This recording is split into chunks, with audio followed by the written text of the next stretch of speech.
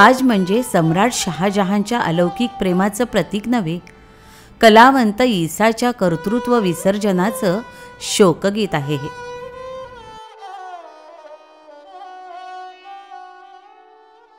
नमस्कार मंडळी. आजची कथा ताजमहाल. लेखक रणजित देसाई. रात्रीचे 2 वाजले होते. भव्य संगमरवरी ताज आणि सारा आसमंत दुग्धधवल चांदण्यांच्या रुपेरी मायेनं लोभस दिसत होता. सुरूच्या झाडांना बिलगून बसलेला द्वादशीचा चंद्र मोगरीच्या कळीसारखा मुग्धमधुर असत होता. पण आता दरवाजे बंद झाले आहेत आणि सकाळपर्यंत ते उघडणार नाहीत या जाणीवेनं माझ्या मनात व्याकुळतेची एक पोकळी निर्माण झाली. मी ताजकडे पाहिले. ते भव्य कातीव मनोरे जणू चंद्रकिरणांचे कोमल पाश माझ्या भोवती टाकून मला बद्ध करीत होते. त्या महान सौंदर्याच्या दौलतीची खैरात माझ्या एकट्यावर होत होती. अनिमिष नेत्रांनी ते सौंदर्य पाहतच राहावं असं मला वाटलं. पण माझ्या अंतरंगात एक वेगळीच साथ घुमत होती. माझी पावलं आपोआप पुढं पडू लागली. ताजला एक वळसा घालून मी परत आलो.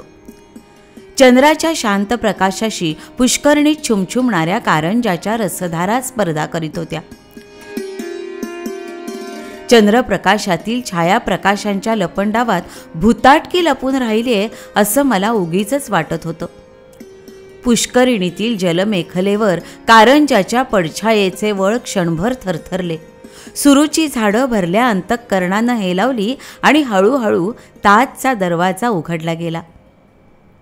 त्या उघड्या दरवाजातून एक उंचपुरी व्यक्ती संथ संथ पावलं टाकत बाहेर आली. ताजच्या बाहेर येताच ती व्यक्ती थांबली. लांब सडक नाक, खुरटी दाढी आणि मानेवर रुळणारे केस यामुळं त्या व्यक्तीच्या चेहऱ्याला एक गूढरम्यत्व प्राप्त झालं होतं.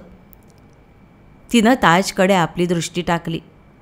वाऱ्याच्या झुळकेनं तिच्या खांद्यावरून रोणारा पायघोळ जगा फडफडला आणि तिच्या पायातील जरीच्या चढावांवरील नक्षीही क्षणभर उजळून निघाली.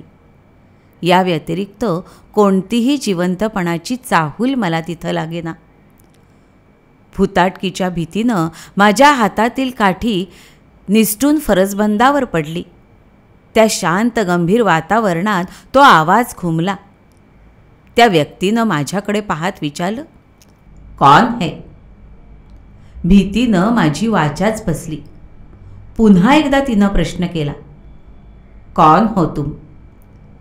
मैं मुसाफिर. मुसाफिर? आणि या वेळेला? असं म्हणत ती व्यक्ती कुस्करलेल्या निशिगंधाप्रमाणे खिन्नपणे हसली आणि क्षणभरातच त्या व्यक्तीचा गोरा रेखीव चेहरा उजळून निघाला. पण त्या क्षणदर्शनानं माझी भीती पार नष्ट झाली. मी म्हटलं, चांदण्यात नाहणाऱ्या अलौकिक ताजचं सौंदर्य पाहत असता त्या धुंदीतच मला झोप लागली. पहारेकऱ्यालाही मी दिसलो नसेन आणि जेव्हा जाग आली तेव्हा या ताजचे दरवाजे बंद झाले होते. त्यामुळं मी इथं अडकून पडलो. माझ्या शब्दातील अनुनय त्या व्यक्तीला जाणवला असावा. ती म्हणाली, भिवू नको, समजलो मी. तुला पाहून फार आनंद वाटला मला. आज कैक वर्षांनी तुझ्यासारख्या प्रवाशाची गाठ पडते. त्याच्या नम्र आणि आर्जवी उर्दू जबानीची मोहिनी काही वेगळीच होती. ताज आवडला? हो, पण समाधान नाही झालं. कितीही पाहिलं तरी समाधान होतच नाही. खरं आहे ते. काय काय दिसलं तुला ताजमध्ये? ते मी कसं सांगू? ह्या अलौकिक आणि महान प्रेमकथेचं वर्णन मी कसं करू? ताज पाहत असता मृत्यूशय्येवर खिळलेली पण प्रीतीच्या दिव्य स्पर्शानं भारावलेली अर्जुमन बानू मला दिसते. तिची मरणकालची दृष्टी मला व्यथित करते. एकनिष्ठ प्रेमाच्या सामर्थ्यानं अश्रूतून हे सुंदर शिल्प निर्माण करणारा सम्राट शहाजहान मला आठवतो. ताज पाहताना तुम्हाला सम्राट शहाजहान आठवतो नाही? अर्जुमन बानूवरील अलौकिक प्रेम तुमच्या नेत्रांसमोर उभं राहतं, होय ना? मला त्याच्या शब्दातील उपहास सहन होईना. मी म्हटलं, का? खोटं आहे का ते? सम्राट शहाजहानच्या अलौकिक प्रेमामुळेच हा ताज निर्माण झाला, साऱ्या जगाला ठाऊक आहे ते. मूर्ख आहे जग. ताज पाहत असता तुम्हाला सम्राट शहाजहान आणि त्याचं अलौकिक प्रेम आठवतं. पण ज्याच्या अंतःकरणाच्या गाभाऱ्यात हे शिल्प स्फुरलं, ज्याच्या अश्रूंनी या ताजची मूस ओतली गेली, ज्यानं आपल्या पंचप्राणांच्या ज्योतीनं ही सौंदर्याची प्राची उजळली, त्याचं नाव आठवतं कधी तुम्हाला? नाही. उस्ताद ईसाचं नाव ऐकलंयस कधी? उस्ताद ईसा? होय, ईसा. टपोऱ्या मोगरीच्या गर्भात दडलेलं, बुलबुलाच्या कंठात थिजलेलं, चंद्रकिरणात थरारणारं, चराचरातील सुंदर वस्तूत अमूर्त असणारं सौंदर्य या संगमरवराच्या फत्तरात ओतून कणन कण पुलकित करणारं हे महान शिल्प उभं केलं. त्याचं नावही माहीत नाही तुला? कोण होता तो? मी भारावून विचारलं. होता एक वेळा चराचर सृष्टीतील सौंदर्याच्या दर्शनानं देहभान हरपणारा. तेच त्याचं वेड होतं. त्याची जन्मभूमी तुर्कस्तान. वयाची 20 ओलांडायच्या आतच लोक त्याला आदरानं उस्ताद ईसा म्हणून संबोधू लागले. पण दगडा मातीच्या साध्या बांधकामात ईसाचं मन रमेना. काहीतरी भव्य, सुंदर आणि कोमल असं निर्माण करावं हीच त्याची तळमळ होती. आणि एक दिवस ईसानं हे ताजचं स्वप्न पाहिलं. हळूहळू त्या स्वप्नाला आकार येत होता. एक दिवस ताजचा नक्षा पूर्ण झाला. त्या दिवशी ईसाच्या आनंदाला पारावार राहिला नाही. तो मोठ्या आशेनं आपल्या देशाच्या सुलतानाकडे गेला. पण त्यासाठी लागणाऱ्या अवाढव्य रकमेची कल्पना येताच सुलतानानंही शरमेनं मान खाली घातली. चूक सुलतानाची नव्हती. सुलतानालाही न पेलणारं स्वप्न साकार करणाऱ्या ईसाची होती. पण ईसा नाउमेद झाला नाही. तो इराणमध्ये गेला. अनेक बादशहांच्या त्यानं भेटी घेतल्या. पण एकातही त्याच्या स्वप्नाचा साक्षात्कार पाहण्याचं सामर्थ्य नव्हतं. त्याचवेळी सम्राट शहाजहानला अर्जुमन बानू सोडून निघून गेली होती. दुःखानं पोळलेला शहाजहान आग्र्यात राहून विरक्तीत आपलं आयुष्य कंठीत असे. त्याचवेळी ईसाला कळलं की मुमताजच्या अलौकिक प्रेमाची साक्ष म्हणून एक सुंदर असं स्मारक बांधण्याची मनीषा शहाजहान बाळगू नये. आपल्या रम्य स्वप्नाची सांगता एका थडग्यात व्हावी हे ईसाला रुचेना. पण त्याला हेही ठाऊक होतं की सम्राट शहाजहानशिवाय कुणीही त्याचं स्वप्न साकार करू शकलं नसतं. मोठ्या जड अंतःकरणानं एक दिवस तो शहाजहानला भेटायला गेला. त्याची हकीकत ऐकून शहाजहान म्हणाला, उस्ताद ईसा, तू मोठ्या आशेनं इतक्या दूरवरून माझ्याकडे आलास. माझ्यावर जर हे दुःख कोसळलं नसतं तर? वेड्या, बानूचं स्मारक मला करायचंय. खरंय, माझ्या स्वप्नात एक सुंदर शिल्प आहे. पण पृथ्वीवरील कुणीही कलावंत ते पूर्ण करू शकेल असं मला वाटत नाही. चल माझ्याबरोबर. असं म्हणत बादशहा त्याला दुसऱ्या एका दालनात घेऊन गेला. त्या दालनात दूरदूरच्या श्रेष्ठ कलावंतांनी तयार करून आणलेले सुंदर सुंदर नमुने होते. त्याकडे बोट दाखवत शहाजहान म्हणाला, यापेक्षा काही सुंदर आहे तुझ्याजवळ? त्याच्या प्रश्नात निराशेचा कडवटपणा होता. होय, ईसा विश्वासानं म्हणाला. आणि त्यानं टाळी वाजवून सेवकाला रेशमी वस्त्रानं झाकलेलं तबक आणायला खुणावलं. सेवकानं तबक आणून बादशहासमोर ठेवलं. ईसानं थरथरत्या हातांनी ते वस्त्र दूर केलं. त्या तबकात ताजमहालची एक छोटी प्रतिकृती होती. ईसा व्याकुळ होऊन बादशहाकडे पाहू लागला.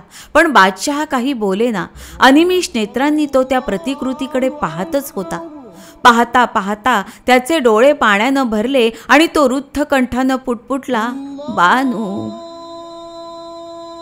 उस्ताद ईसाला मिठी मारून तो म्हणाला, ईसा, हेच शोधत होतो मी आजवर. धन्य धन्य आहेस तू. ईसानं आजवर असे अनेक उद्गार ऐकले होते, पण प्रत्येक वेळी त्याच्या पदरी निराशाच पडत होती. त्या आठवणीनं शंकाकुल स्वरात ईसा म्हणाला, माफी असावी जहापन्हा, पण या स्वप्नाच्या पूर्तीसाठी आपल्याला अगणित द्रव्य ओतावं लागेल. कदाचित आपलं सारं वैभव. कोई फिक्र नाही. खर्चाची काही काळजी करू नकोस तू. ईसा, हे स्वप्न प्रत्यक्षात उतरवल्याशिवाय माझ्या मनाला शांती मिळणार नाही. ईसाच्या आनंदाला पारावर राहिला नाही. त्याच्या कलाधुंद मनानं पाहिलेल्या स्वप्नाच्या कुशीत ईसा शांत मनानं झोपी गेला. पण त्या दिवशी त्याला हे ठाऊक नव्हतं की हीच त्याच्या आयुष्यातली शेवटची सुखनिद्रा होती. दुसऱ्या दिवशी ईसा शहाजहानला भेटायला गेला. ईसा आसनावर बसताच शहाजहान म्हणाला, उस्ताद ईसा, तुझ्या स्वप्नातील सौंदर्य मूर्ती प्रत्यक्षात आणण्यास मी राजी झालो म्हणून तुला फार आनंद झाला असेल नाही? जहापनाह, माझ्या जीवनाचं सार्थक झालं असं मला वाटतं. तुमचे आभार कसे मानू मी? ईसा, त्यासाठी लागणारा सगळा खर्च मी देईन. मोगली सल्तनीची सारी दौलत पणाला लावीन. अर्जुमन बानूचं स्मारक तिच्यासारखंच अलौकिक ठरलं पाहिजे, सर्वश्रेष्ठ ठरलं पाहिजे. पण त्यासाठी तुला थोडासा त्याग करावा लागेल. खावंद, या स्वप्नाच्या पूर्तीसाठी मी माझ्या घराचा, संसाराचा, देशाचा, सर्वस्वाचा त्याग केलाय. आणखी कसला त्याग करू? काय देऊ? तुझे हात. माझे हात? ईसा गोंधळून म्हणाला. होय, जेव्हा ताज बांधून पूर्ण होईल तेव्हा तुझे हात तोडले जातील. आहेस कबूल? कारण खावंद? ईसा, अर्जुमन बानूचं स्मारक तिच्यासारखंच अलौकिक ठरलं पाहिजे, एकमेव ठरलं पाहिजे. त्याच्या पासंगालाही उभी राहणारी इमारत पृथ्वीवर असता कामा नये. विचार कर ईसा, तुझे हात द्यावे लागतील तुला. त्यानंतर कैक दिवस ईसा त्यावर विचार करत होता. ज्या हातांनी तो सुंदर नक्षा बनवला, ज्या हातांनी त्याच्या जीविताचं स्वप्न रेखाटलं, ते हात तोडायचे ही कल्पनाच त्याला सहन होईना. पण त्याला हेही ठाऊक होतं की त्याच्या हातांसाठी जर त्यानं जिद्द केली असती तर त्याचं स्वप्न कधीही साकार होऊ शकलं नसतं. अखेर त्याच्या अंतःकरणातील कलावंतानं त्याच्यावर मात केली. ताजच्या बांधकामासाठी ईसानं आग्र्याच्या दक्षिणेला रमणीय जागा निवडली. पिवळ्या धमन्यांचा पांढरा संगमरवर राशींनी गोळा होऊ लागला. देशाच्या कानाकोपऱ्यातून हजारो शिल्पकार गोळा झाले.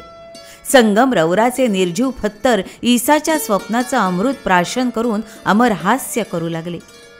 दिवसामागून दिवस जात होते, वर्ष उलटत होती आणि ताजच्या बांधकामाची पायाडं हळूहळू वर चढत होती. 22 वर्षांच्या अविश्रांत परिश्रमानंतर ताज पूर्ण झाला. फतेपूर सिक्रीहून आणवलेल्या तांबड्या दगडांनी ताजच्या भोवतालचा तट आणि सिंहद्वारही बांधून पूर्ण झालं. आणि एक दिवस शहाजहाननं ताजमध्ये प्रवेश केला. वार्धक्यानं जीर्ण झालेल्या शहाजहानचे पाय ताजच्या सौंदर्याचं नवजीवन घेऊन थरथरत होते. संगमरवरी जाळीदार पडद्यातून शहाजहान खाली उतरला. ताजच्या अंतर्भागातील चारी भिंतींवर जगातून निवडून गोळा केलेली अमूल्य रत्न जडवली होती. मध्यभागी चौथऱ्यावर 2 कबरी होत्या, एक मुमताजची आणि एक स्वतः शहाजहानसाठी. मुमताजच्या कबरीवर कुराणातील वेचे जडवले होते. तिच्याकडे पाहताच शहाजहानला पुन्हा भरून आलं. त्याला दुःखाचा उमाळा आवरेना. त्यानं आगतिकपणे रडायला सुरुवात केली. सगळेजण स्तब्ध होऊन ते दृश्य पाहत होते. भावनेचा पहिला आवेग ओसरताच शहाजहाननं डोळे पुसले. प्रत्येक मजुराला सुवर्ण मुद्रा वाटण्यात आल्या. शेकडो कलावंतांचा, शिल्पकारांचा बहुमोल रत्न देऊन सत्कार करण्यात आला आणि अखेर शहाजहान ईसाकडे वळला. ईसाला मिठी मारून तो म्हणाला, उस्ताद ईसा, तुला काय देऊ मी? कोणती देणगी देऊ? जे हवं ते माग. जहापनाह, जहापनाह, मला तुमची दौलत नको, किताबात नको.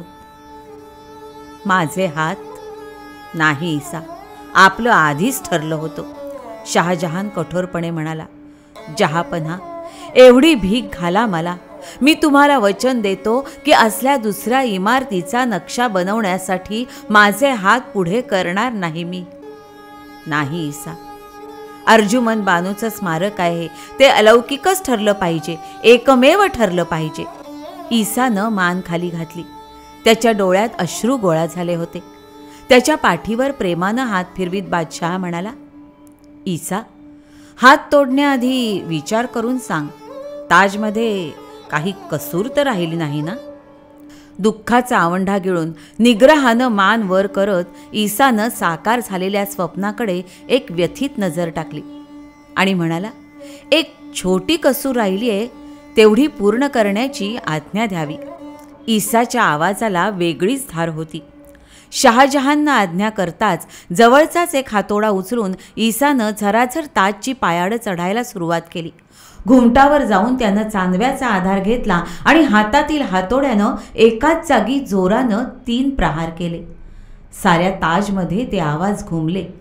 क्षणभर तिथेच थांबून खाली जमलेल्या लोकांकडे आणि उत्सुकतेनं मान वर करून पाहत असणाऱ्या बादशहाकडं त्यानं एक नजर टाकली. सगळ्यांना वाटलं आता ईसा आपलं शरीर खाली झोकून देणार, पण नाही, त्यांनी तसं काही केलं नाही. तो झराझर पायाडं उतरून खाली आला, बादशहासमोर उभा राहिला आणि बादशहाला त्यानं 3 वेळा नम्रपणे कुर्निसात केला. काय राहिलं होतं ईसा? बादशहानं विचारलं. घुमटावरचा चांद बसवताना एक दगड कमजोर बसला होता, तो नीट बसवला. बादशहानं खोजाला आज्ञा केली. ज्या हातानं ईसानं ताजसारखी अप्रतिम कलाकृती निर्माण केली, त्या हातांचं ईसानं अखेरचं दर्शन घेतलं आणि मन घट्ट करून ते दोन्हीही हात खोडावर ठेवले. खोजानं मारलेल्या एकाच घावात ईसाचे दोनही हात कोपरापासून तुटून चैतन्यहीन झाले. कारंजी नाचू लागली आणि ताजच्या सौंदर्याची कीर्ती जगभर पसरू लागली. आणि पावसाळा सुरू झाला. धुरकट पाण्याचे 4 थेंब नेमके अर्जुमन बानूच्या कबरीवर ठिबकले. ती वार्ता ताबडतोब बादशहाच्या कानी गेली. बादशहानं ईसाला तातडीनं बोलवून घेतलं. ही हकीकत ऐकूनही ईसा शांत होता. तो म्हणाला, खावंद, मला ते माहीत होतं. त्या दिवशी हातातील हातोड्याचे घाव घालून मीच ती अपूर्णता ताजमध्ये निर्माण केली. तू? संतापानं थरथरत बादशहा म्हणाला, तू अप्रतिम कलाकृतीत ही अपूर्णता निर्माण केलीस? ईसा, का केलंस असं? का? कठोरपणानं हसत ईसा म्हणाला, माफी असावी जहापना, पण अर्जुमन बानूवरील प्रेमानं आपण आंधळे झाला होता. त्या प्रेमाची कीर्ती जगभर पसरावी म्हणून आपण हा ताज उभा करविलात. पण आपलं प्रेम स्वार्थी होतं. आपल्याला सौंदर्याची असूया होती. ताजशिवाय दुसरी कुठली इमारत असता कामा नये अशी आपली क्रूर इच्छा होती. पण सौंदर्य असूयेच्या धगीत फुलत नाही. कलावंताच्या निरहंकारी अनुनयानं त्याचा उन्मेष होतो. मी ताजसाठी सर्वस्व सोडलं. माझं प्रेम स्वार्थी नव्हतं म्हणून शेवटी हातही तोडून दिले आणि ही अपूर्णताही मी ताजसाठीच निर्माण केली. ताजसाठी? होय शहानशाह, या भूतलावर आपला अधिकार आहे. पण उद्या निसर्गानं आपला सूड घ्यायचं ठरवलं तर तुम्ही काय कराल? वादळी वारे घोंगावत या ताजचा घास घेण्यासाठी धडपडतील. या अलौकिक सौंदर्याला उद्ध्वस्त करण्यासाठी आकाशातील विजा डाकिणीच्या जिभल्यांप्रमाणे या ताजला चाटू लागतील. त्यावेळी तुम्ही काय कराल? आणि तसं काही झालं तर माझा ताज मला परत कसा उभा करता येईल या थोट्या हातांनी? हात तोडण्याआधी माझ्या मनात हा विचार आला. मी बेचैन झालो आणि ती अपूर्णता निर्माण करून मी आपल्या हातानं ताजला गालबोट लावलं. आता जेव्हा जेव्हा बारिश येईल तेव्हा तेव्हा आतील कबरीवर 4 थेंब गळतील, माझे अश्रू ठिबकतील.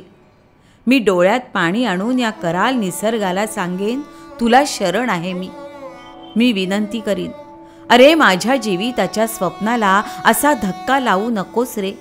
अनंत कालपर्यंत हा कलावंत तुला अश्रूंचं अर्घ्य देत राहील. अनंत कालपर्यंत या ताजचं असंच रक्षण कर. ईसाच्या डोळ्यातून अश्रू वाहत होते. शहाजहान पराभूत आणि अपराधी भावनेनं मूढ होऊन उभा होता. तोच आकाशात ढग कडाडले, पाऊस कोसळू लागला आणि घुमटावरच्या चांदव्यातून ईसाचं रक्तबंबाळ हृदय पाझरू लागलं. त्यानंतर अनेक पावसाळे आले आणि गेले. बादशहा लाल किल्ल्यात झुरून झुरून मरण पावला. मरतानाही त्याची पराभूत दृष्टी पुन्हा पुन्हा अर्जुमन बानूच्या स्मारकावर खेळत होती. शहाजहान मरून गेला आणि आता ताजमहालात मुमताजच्या शेजारी शहाजहानची कबर आहे. ईसाच्या मरणानंतर त्याचीही कबर यमुना तीरावर बांधली होती, पण यमुनेच्या पुरात ती वाहून गेली. शहाजहान आणि मुमताज यांच्या आत्म्याला मुक्ती मिळाली, पण ईसाच्या आत्म्याला मात्र अजूनही मुक्ती मिळालेली नाही. त्याचा आत्मा अजूनही ताजभोवती घोटाळत असतो. जेव्हा जेव्हा वादळी वारे आकांत करून ताजला घेरून टाकतात, विजा कडाडू लागतात, तेव्हा तेव्हा ईसाचा घायाळ आत्मा या ताजच्या परिसरात पिंगा घालू लागतो. घुमटावरच्या फटीतून त्या कलावंताचं दुबळं अंतःकरण पाझरू लागतं. 2-4 थेंब अर्जुमन बानूच्या कबरीवर ठिबकतात. ईसा व्याकुळ होऊन म्हणतो, अरे ईसा दुबळा आहे रे, थोटा आहे. त्याच्या असहायतेचा फायदा घेऊन असा दावा साधू नकोस रे, एवढी भीक घाल मला. आणि वादळ शरमून परत जातं.